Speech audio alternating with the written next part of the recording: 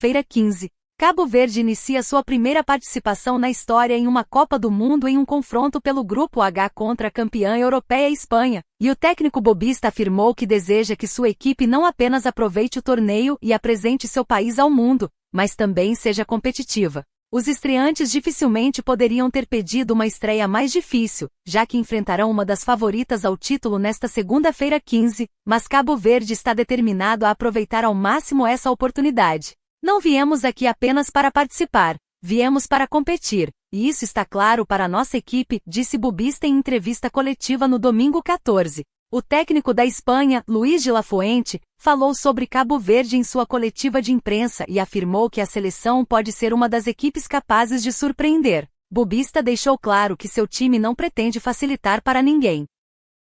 Nosso time está preparado para jogar de forma ofensiva se necessário, e queremos mostrar isso. Durante todo esse período, nossa equipe deu provas de maturidade, e espero que isso continue, afirmou. Uma questão de identidade.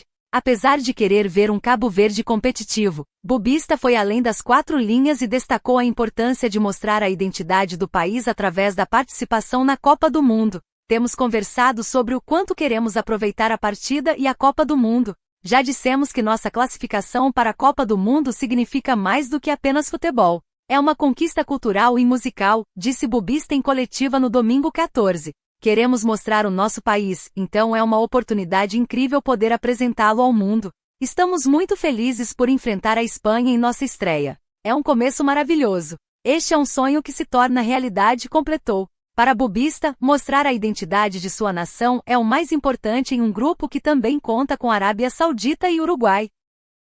Queremos mostrar tudo aquilo que preparamos durante o período de qualificação. Queremos competir e levar a nossa identidade. Poder disputar estas 3 partidas da fase de grupos com coragem e determinação, mostrando ao mundo quem somos como equipe, mas também como país, afirmou. Quando mencionamos nossa identidade, estamos falando, na verdade, de quem somos como povo.